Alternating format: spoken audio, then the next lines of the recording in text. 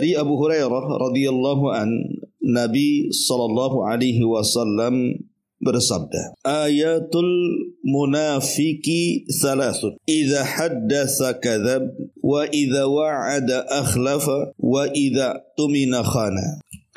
Kata Nabi sallallahu alaihi wasallam, tanda orang munafik itu ada 3. Yang pertama, idza haddatsa kadzaba. Kalau dia berbicara, maka dia selalu berdusta. Yang kedua, wa idza wa'ada akhlafa. Kalau dia berjanji, dia selalu wa idza tumina khana. Apabila dia diamanahi sebuah amanah, khana, dia pun berkhianat. Inilah di antara tanda-tanda orang itu terkena penyakit nifak. Karena dalam riwayat yang lain, Nabi SAW mengatakan, arba'un man kunna fihi kana munafiqan khalisan, wa man kana fihi khaslatun minhunna kanat fihi khas. Kata Rasul, ada 4 perangai yang barang siapa keempatnya terdapat pada dirinya, dia menjadi munafik yang sejati. Sedangkan barang siapa yang salah satunya ada padanya, maka dia telah mendapatkan atau mempunyai perangai sampai dia meninggalkannya. Kemudian Rasul mengatakan, idza haddatsa kadzab, wa idza ahada ghadar, wa idza wa'ada akhlaf, wa idza khasama fajar. Kalau dia berkata-kata selalu dusta, kalau dia mengadakan perjanjian selalu khianat, kalau dia berjanji selalu diingkari, dan kalau dia bersengketa dia pun berbuat fajir, kejahatan. Ma'asyiral muslimat yang dimuliakan Allah Subhanahu wa taala. Sebelum saya jelaskan hadis ini, saya akan memberikan muqaddimah dulu. Islam ini adalah agama yang dibangun di atas akhlak. Dari situ Nabi SAW diutus oleh Allah Subhanahu wa taala.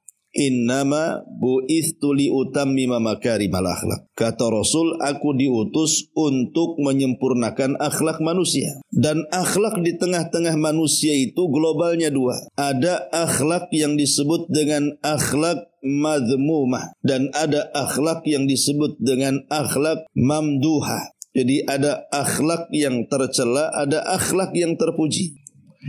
Adapun akhlak-akhlak yang tercela ma'ruf, seperti sombong, takabur, ujub, hasad, dan yang semacamnya. Adapun akhlak-akhlak yang terpuji seperti rendah diri, tidak sombong, dermawan, murah senyum, dan begitu seterusnya. Makanya sebagian para ulama mengatakan bahwa kalau orang itu ingin mempunyai akhlak yang baik, atau disebut umumnya akhlakul karimah, maka hendaklah dia melakukan 2 perkara. Pertama at-tahalli, yang kedua at-takhalli, yang kedua at-tahalli, dan nanti berujung kepada at-tajalli. Adapun at-takhalli artinya mengosongkan hati kita ini dari berbagai macam akhlak-akhlak yang tercela. Kita jauhi sifat sombong, kita jauhi sifat hasad, kita buang sifat ujub, kita buang sifat iri, dengki, dan yang semacamnya. Itu namanya takhalli. Berusaha membuang akhlak-akhlak yang tidak terpuji. Baru kemudian setelah hilang akhlak-akhlak yang tidak terpuji itu, baru naik kepada yang kedua yang disebut dengan tahalli. Tahalli itu menghiasi. Jadi seperti hati sudah kosong dari akhlak tadi, maka kita hiasi hati itu dengan sifat-sifat yang terpuji. Baru nanti hasilnya adalah at-tajalli. Orang itu mampu mengagungkan Allah Subhanahu wa taala. Lah di antara akhlak-akhlak yang harus dibuang dari dada kita itu adalah akhlak-akhlak nifak. Akhlak-akhlak yang tidak terpuji, yang merupakan akhlak-akhlaknya orang munafik. Dalam hadis ini disebutkan 3. Pertama, kata Nabi SAW, idza haddatsa kadzab, dan yang kedua idza wa'ada akhlaf, dan yang ketiga idza tumina khana. Kalau bicara selalu dusta, kalau diamanahi selalu berkhianat, kalau dia berjanji selalu mengingkari janjinya. Inilah akhlak yang tidak terpuji. dan semuanya bermuara kepada lisan. Jadi 3 akhlak yang tidak terpuji dari akhlak nifak ini Bu, itu muaranya ada di lisan. Baik orang yang bicara dia dusta, namanya bicara pekerjaan lisan. Ataupun wa idza wa'ada akhlak, kalau dia berjanji dia selalu tidak menepati janjinya. Orang berjanji dengan lisan. Besok, lusa, kapan? Besok, lusa, kan itu kan pakai lisan tuh. Ya. Wa idza tumina khan, ataupun jikalau diamanahi dia berkhianat. Lah kemarin kan aku sudah titip, Anda enggak titip. Titip enggak titip. Nah, itu kan berkhianat. Jadi muaranya itu pada lisan. Padahal kita tahu bahwa lisan ini nikmat Allah Subhanahu wa taala terbesar yang Allah anugerahkan kepada kita, Bu. Tidak ada nikmat yang lebih besar yang Allah Subhanahu wa taala anugerahkan kepada kita ini melebihi nikmat lisan. Maka tanda-tanda kuasa Allah. Allah berfirman, "Wa min ayatihi khalqus samawati wal ardh wa ikhtilafu alsinatikum wa alwanikum." Dari tanda-tanda kuasa Allah adalah penciptaan langit dan bumi dan beragamnya lisan-lisan kalian dan warna kulit kalian. Kita bisa lihat manusia Allah bedakan dari segi suara. Kan tidak semua suara sama kan Bu ya. Ada yang falas suaranya, ada yang ngebas suaranya, ada yang cempreng suaranya, ada cempreng cerewet lagi. Ada orang-orang yang suara itu kan beda-beda tuh satu orang dengan yang lainnya. Kadang-kadang satu saudara beda-beda tuh. Ya, padahal keluar dari rahim yang sama. Kemudian juga dengan lisan ini akhirnya orang-orang yang buta paham ucapan orang selama dia tidak tuli. Jadi walaupun dia tidak melihat, tapi dia tidak tuli, dia paham ucapan orang. Artinya bisa memahamkan. Kemudian juga bagaimana kemudian lisan ini juga dengan lisan banyak pahala yang didapat. Contoh umpamanya orang yang baca Quran, itu amal lisan. Berapa banyak orang masuk surga gara-gara lisan kan? Karena baca Quran, terutama di bulan Ramadan ini. Dan membaca Quran amalan lisan. Kemudian syukur, mengucapkan Alhamdulillah, itu juga amalan lisan. Gara-gara syukur nikmat pula bertambah. Kemudian al-amru bil ma'ruf wan nahi dari kemungkaran juga amal lisan. Dan itu mencegah adanya bencana. Berapa banyak bencana terhalang karena amalan lisan. Mengajak manusia kepada kebaikan, mencegah dari kemungkaran. Sidqul kalimah. Dia kalau bicara jujur. Dia tidak pernah berdusta. Dan jujur dalam bicara juga perbuatan lisan. Dan itulah yang memudahkan atau menyingkatkan manusia masuk ke dalam sorga. Makanya Rasul mengatakan, "Alaikum bisidqi fa inna sidqa yahdi ilal bir wal birra yahdi ilal jannah." Wajib atas kalian jujur dalam ucapan. Karena jujur dalam ucapan itu mengantarkan kepada kebaikan. Dan kebaikan itu mengantarkan ke dalam sorga. Itulah nikmat lisan. Kita bisa mendulang pahala sebanyak-banyaknya dengan amalan lisan ini. Tetapi lisan juga bisa menggelincirkan manusia. Jadi dengan lisan bisa mengangkat derajat manusia di hadapan Allah, bahkan di hadapan manusia. Dengan lisan juga bisa menggelincirkan dia di hadapan Allah dan di hadapan manusia. Karena ucapan manusia itu globalnya kan dua, Bu. Ada ucapan yang diucapkan manusia itu yang penuh dengan kebijaksanaan. Tapi ada juga yang kedua, ucapan manusia itu dipenuhi dengan kejahilan. Jahil tentang ucapan yang diucapkannya.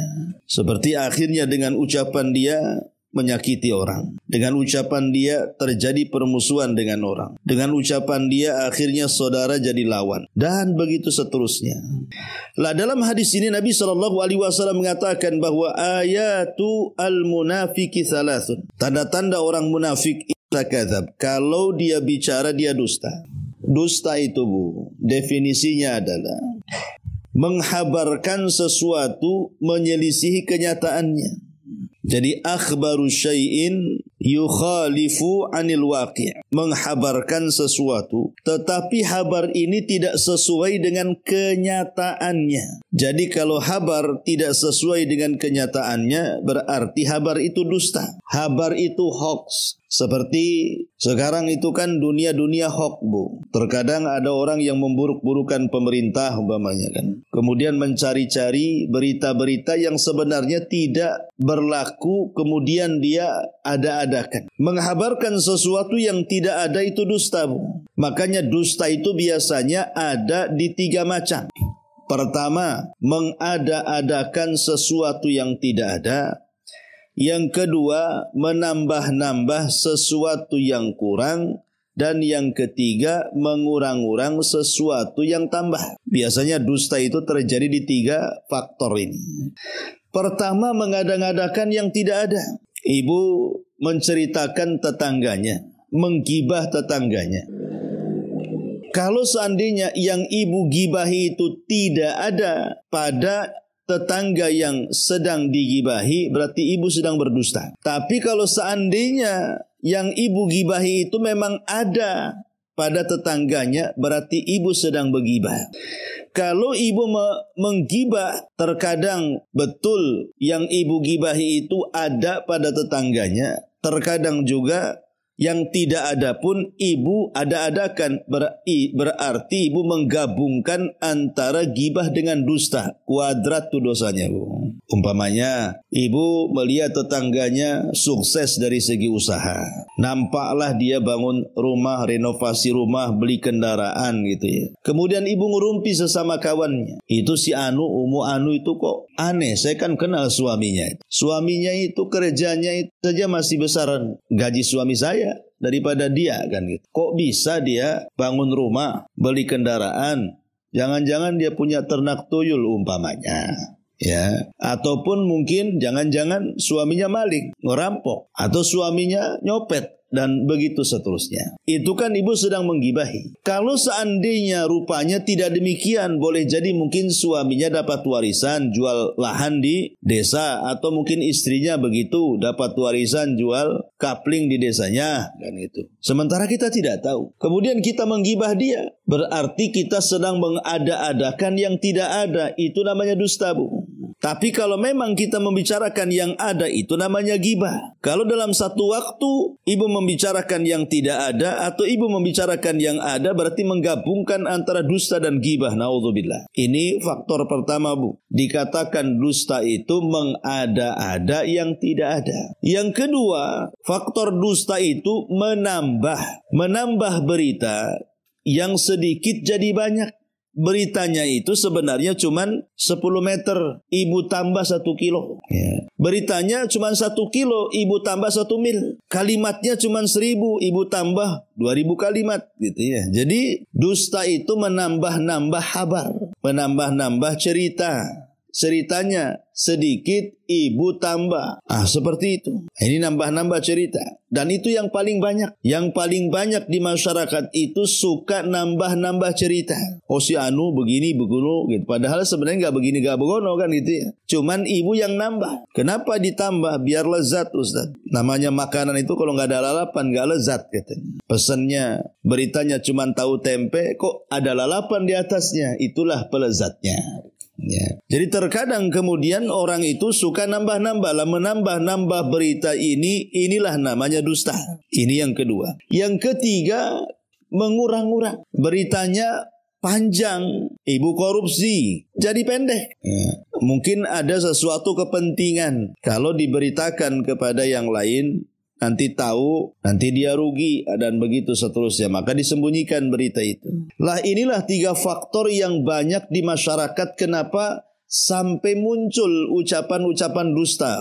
Pertama, mengada-adakan yang tidak ada. Yang kedua, menambah yang sedikit. Yang ketiga, menyedikitkan yang banyak. 3-tiganya tercela.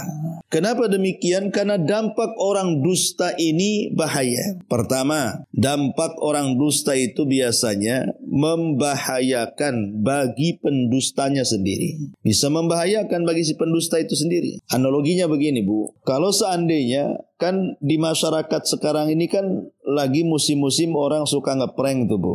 Umpamanya ada seseorang yang ngeprank tetangganya atau orang kampungnya. Dia sedang menggembala kambing. Dia teriak, ada serigala umpamanya. Otomatis kan satu kampung akan keluar. Karena bisa saja kemudian serigala itu bisa memakan kambing orang kampung itu. Ketika orang kampung keluar, tak ada pula serigala itu. Kemudian diprank lagi sama pengembala ini. Ada serigala, semua orang keluar. Yang namanya diprank sekali, percaya. 2 kali masih ditolerir.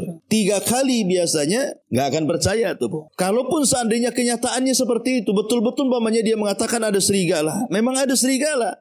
Tapi kalau dia sudah berbohong 2 kali, maka masyarakat pun tidak akan dengar dia. Dan itu membahayakan. Akhirnya apa? Serigalanya bisa menerkam dia atau menerkam kambing-kambingnya. Dan manusia tidak akan menolong. Jadi kan membahayakan diri sendiri itu. Orang berdusta itu membahayakan diri sendiri. Makanya orang berdusta ini biasanya was-wasnya itu tingkat tinggi, Bu. Aduh, gimana ya kalau dia tahu ya? Gimana kalau dia tahu saya sedang dusta?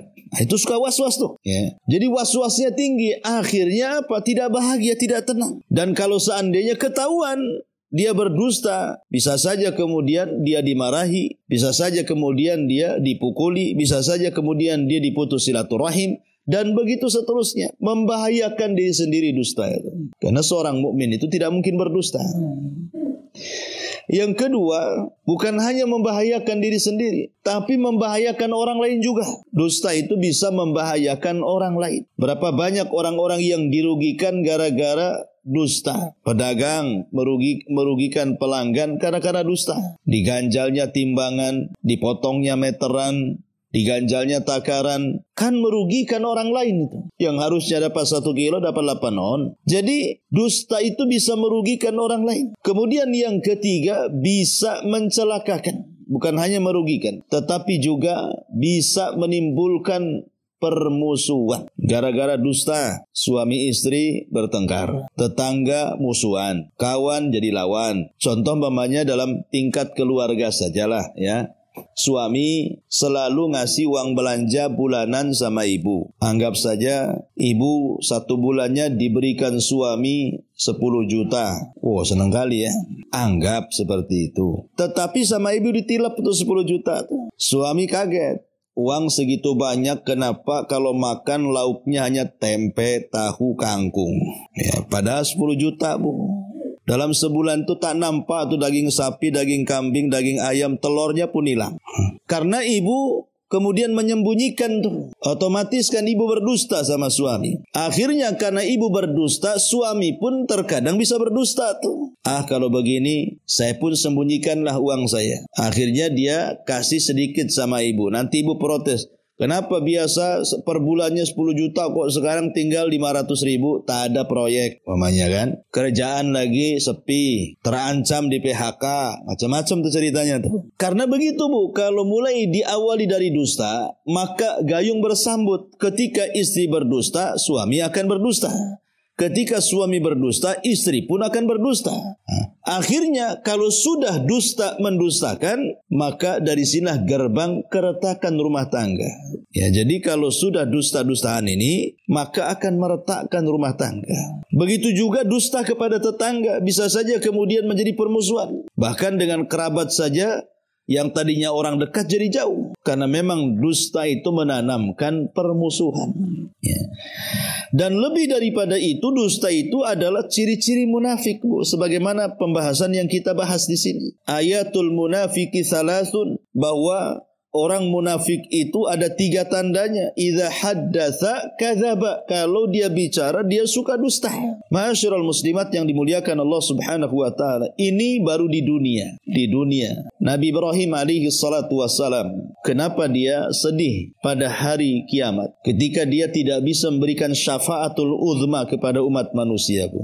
Ketika hari syafaat itu dimulai, manusia berbondong-bondong datang kepada Adam. Tapi Adam menolaknya. Dia tidak bisa memberikan syafaat karena dia pernah melanggar syariat Allah, pernah memakan buah larangan. Maka Adam pun sedih dan mengatakan, nafsi-nafsi, urus diri kalian sendiri, urus diri kalian sendiri. Akhirnya manusia datang kepada Nabi Ibrahim. Padahal Ibrahim itu Khalilur Rahman, kekasihnya Allah. Abul Anbiya, bapaknya para nabi. Dia tidak bisa memberikan syafaat. Kenapa? Karena pernah melakukan dusta 3 kali. Padahal bahasa dustanya itu untuk memperjuangkan agama, alias tauriah. Pertama, dia mengatakan kepada ayahnya pada pesta yang diadakan Namrud, saya sedang sakit. Padahal dia tidak sedang sakit. Sengaja dia alasannya sedang sakit supaya ayahnya pergi dan dia bisa menyelinap ke dalam markasnya, istananya Namrud untuk menghancurkan patung. Kemudian yang kedua, saat sudah menghancurkan patung, palunya diletakkan di leher patung yang paling besar. Ketika ditanya, engkau ya Ibrahim yang menghancurkan? Kata Ibrahim, tidak. Yang menghancurkan itu patung yang gede, buktinya palunya di situ. Nah, ini kan dusta juga. Ya. Kemudian yang ketiga, saat istrinya diculik oleh tentara Mesir.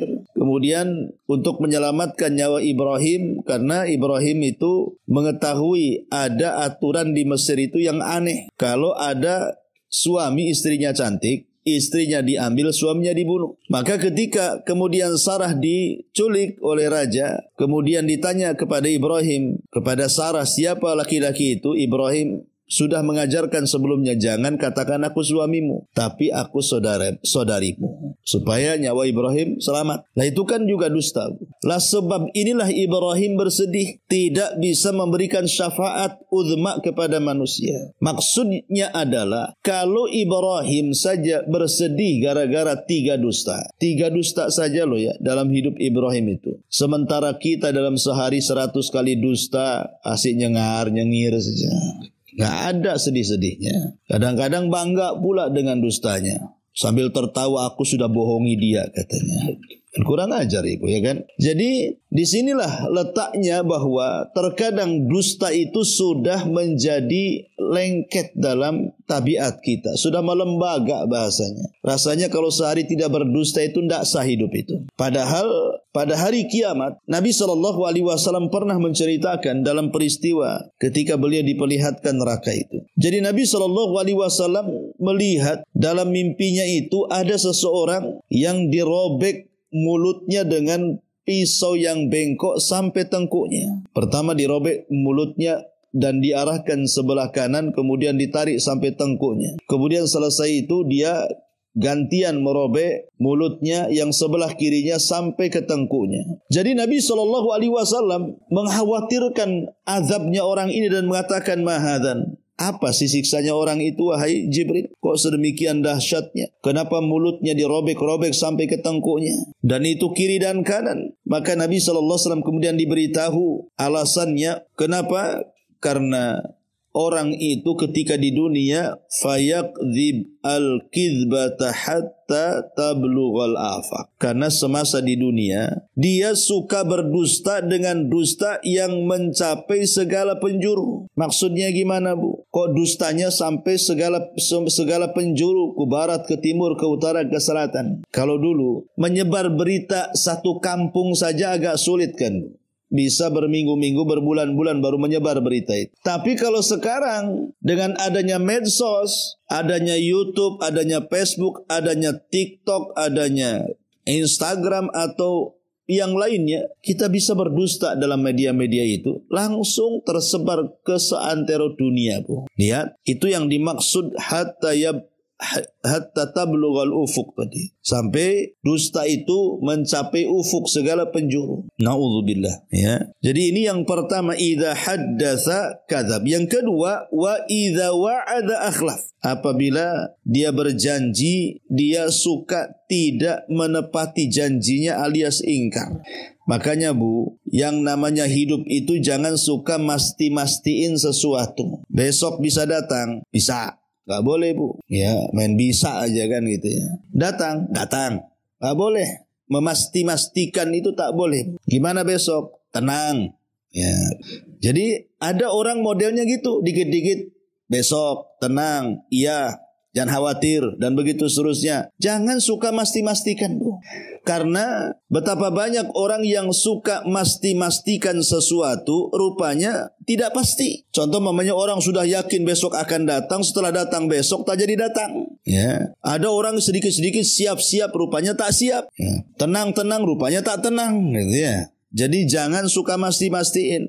Jangan kelasnya kita, Bu, kelasnya Nabi SAW. Satu hari para pembesar Quraisy itu datang kepada Nabi dan mengatakan, wahai Muhammad, kami punya 3 soalan. Kalau kau bisa jawab berarti kau seorang Nabi. Tapi kalau engkau tidak bisa menjawab berarti nabimu itu Nabi abal-abal, Nabi palsu, tidak jelas. Kata Rasul, apa pertanyaannya? Pertama, katanya, apa itu ruh? Yang kedua, kenapa anak mirip dengan orang tuanya? Yang ketiga, makanan yang pertama dimakan penduduk surga itu apa? Dalam riwayat, orang ini bertanya, pertama soal seorang laki-laki yang keliling dunia selama 500 tahun dalam rangka berdakwah, dan dia seorang raja. Yang kedua, anak-anak muda yang terjerembab dalam sebuah gua, macam mana nasibnya? Maksudnya Ashabul Kahfi. Kemudian yang ketiga, apa itu ruh? Jadi Nabi SAW saking senangnya karena mereka kalau dapat jawaban akan beriman, Rasul main mengatakan besok. Jadi Rasul mengatakan besok, seolah-olah sudah pasti besok jawabannya. Harusnya Nabi mengucapkan insya Allah. Makanya kenapa Allah mengatakan wala taqulanna li syai'in inni fa'ilun dzalika ghada illa an yasha Allah. Janganlah kalian mengucapkan sesuatu bahwa aku akan melakukan sesuatu besok kecuali dia mengucapkan kalimat insya Allah, karena semua terjadi itu karena kehendak Allah. Maka jangan suka masti-mastiin. Masti-mastiin inilah kemudian akhirnya banyak orang yang melanggar janji. Jadi ibu, jangan tidak mengucapkan insya Allah. Makanya Rasul ketika tidak mengucapkan insya Allah, ketika besok datang, Jibril tak turun ngasih jawaban. Ya, disangkanya Jibril turun, rupanya tak turun. Hari kedua tak turun, 1 minggu tak turun. Sesak dada Nabi. Sampai akhirnya Allah Subhanahu wa taala menegur dengan ayat itu. Janganlah kalian mengucapkan sesuatu, aku akan melakukan sesuatu besok, kecuali dia mengucapkan insya Allah. Karena kita ini tidak bisa memastikan sesuatu yang belum pasti. Makanya untuk menghindari supaya kita tidak mudah mengingkari janji, jangan suka memasti-mastikan. Katakan insya Allah. Ya. Ini yang kedua. Yang ketiga, wa idza tumina khan. Apabila diamanahi dia berkhianat. Dan itu yang paling banyak, dikasih amanah jabatan, dia berkhianat dengan cara tidak menjaga jabatannya. Akhirnya terseret dalam kubangan korupsi dan yang semacamnya. Ya.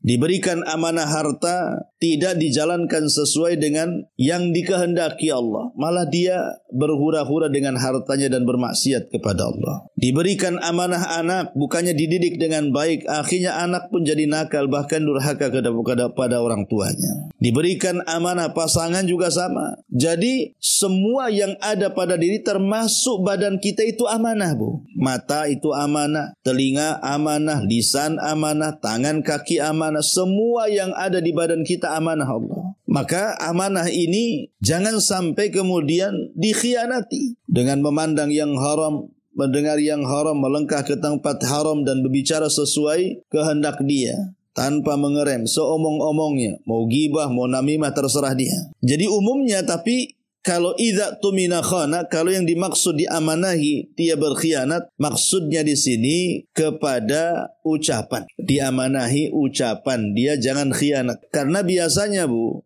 di masyarakat ini kan ada orang itu yang tidak mau rahasianya diketahui orang. Ada orang-orang tertentu kayak ibu lah, mesti ada rahasia kan, tidak mau diketahui orang, Bu.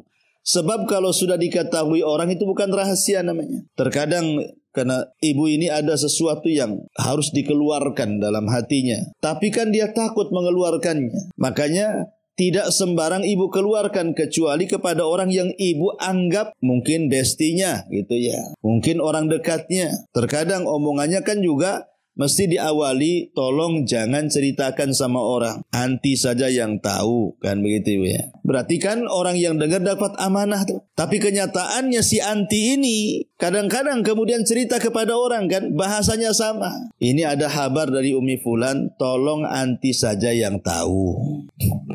Nanti orang kedua nih ketemu lagi orang ketiga, sama bahasanya. Afwan, anti aja yang tahu. Kan itu weh. Akhirnya satu pengajian semua tahu tuh.